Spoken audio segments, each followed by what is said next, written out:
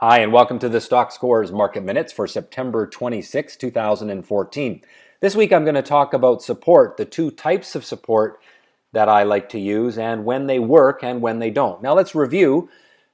Everyone should probably know that support is a floor price on a chart. It acts as a barrier for the selling pressure to stop. It's a wall that the buyers build that prevents the stock from going lower. And it only goes lower if there's some real justification for the sellers to push through that support price. Now we can draw support horizontally at past lows. You'll see that in a moment.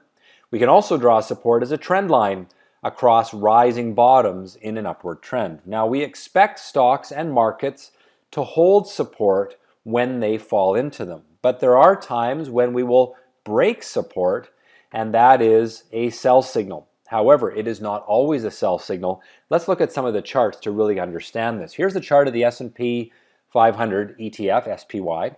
And you can see that in the last week and a little bit there, we've had some pretty good selling pressure. Really came after the Alibaba IPO.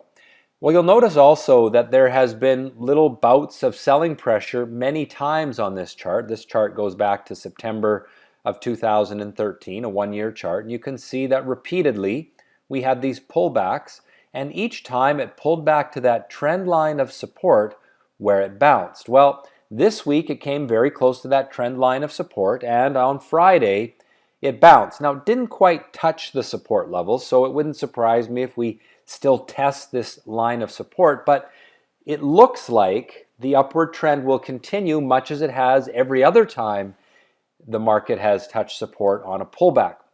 Now, the differentiation that you want to keep in mind is when markets drop into a trend line of support, they usually bounce. If they then go sideways at the trend line for a while and then break a second time through that support line, that trend line of support, that is when you want to be nervous. Now notice every time it came down to support, it just pretty much bounced off of it within 1 or 2 days. We can see here 2 or 3 days and it bounced off of it. It's only if you get some sideways trading action along the line of support and then a breakdown that you need to be worried. Now let's look at an example of horizontal support. For this, I'm looking at a chart of the Russell 2000 index. IWM is the ETF. And again, you can see that the market pulled back to that horizontal line of support this week, and as of Friday, it bounced. Now it has more significant support at the 108 mark. And so if we do break this line of support and then come down to this one, I still think we're okay. But what's important is that the market has been trending down into support, and that means it should bounce. It's sort of like a ball that falls from some distance above a floor. When it hits the floor, it bounces. On the other hand, if a ball is rolling along a floor, eventually it comes to the edge and it can break through. And so that's how I look at support. If it falls into it, it usually bounces. If it falls along it and then breaks through, that's when you have to be worried. All right, let's look at the longer term charts now. This is a chart of the S&P 500 going back 3 years. You can see that near perfect upward sloping channel. We continue to hold the bottom boundary of that channel, and therefore on a long-term basis we have to remain optimistic until that green line is broken. The TSX had a pretty steep upward trend for the last year or so, and it has been broken this week. So I do think some caution is warranted on the TSX. Now, typically when a market breaks down and reverses, it first forms a falling top. So the sell-off that we've seen over the last 2 weeks in the TSX is probably not something to worry about because it comes from a new high. You can see that we hit a new high and then we went lower. Now, if the market snaps back for a week or two, makes a falling top, and then goes down through that line of support, I'm going to be a lot more worried than I am right now. However, I do think some caution is warranted on the TSX, which has been one of the better performing markets in the world this year.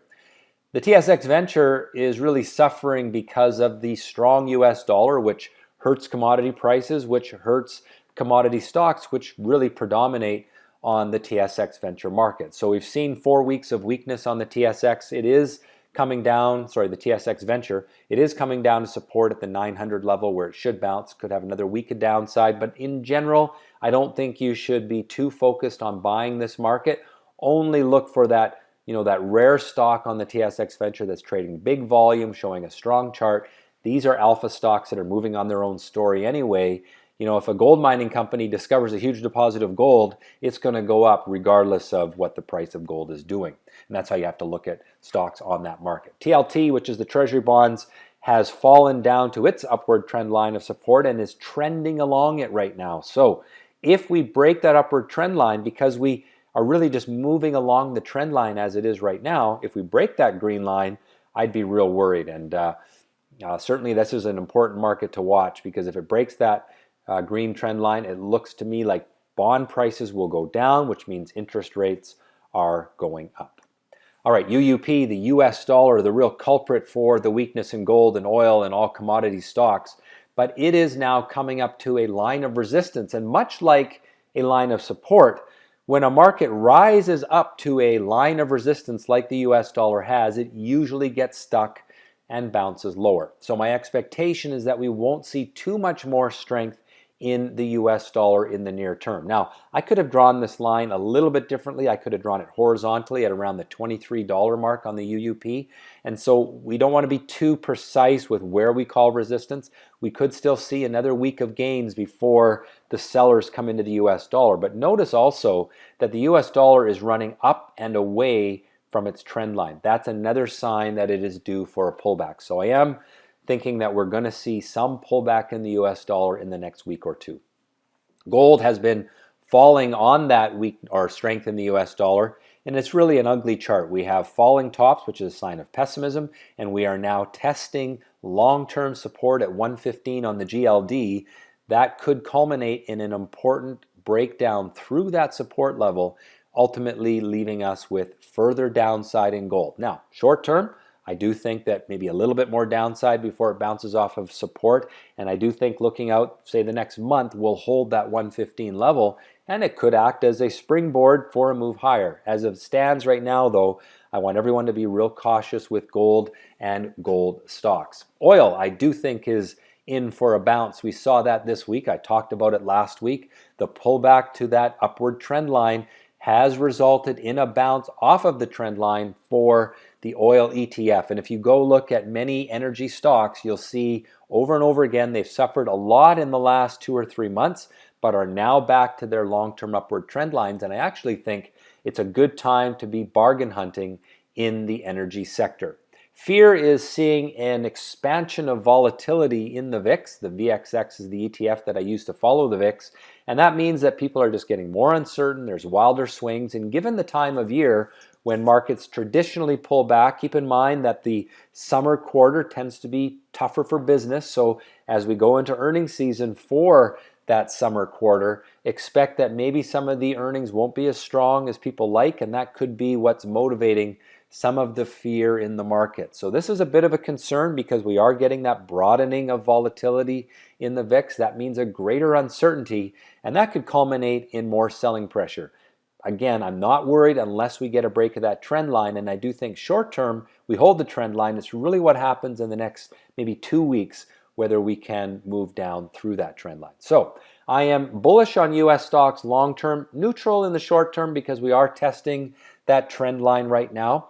I've lowered my rating to neutral on Canadian stocks because of the break of the trend line. In short term, I am bearish. I do think some caution is warranted with some of the high-flying sectors in Canada, like the banks. They've really had a great run over the last few months, and it looks to me like we're going to see some profit taking there.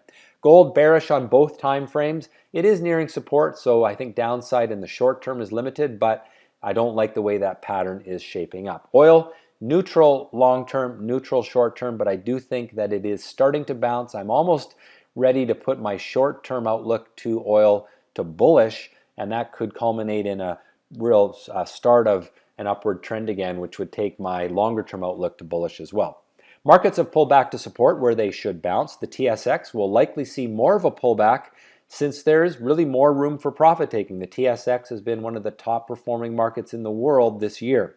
Gold is negative, but it is nearing support. Oil has fallen to its trend line where it should stabilize. I do think it's time to look for bargain hunting opportunities in strong oil and gas companies. Fear is picking up, but it is not yet time to panic. Well, that has been the Stockscores Market Minutes for September 26, 2014. Have a great week in the market and trade well.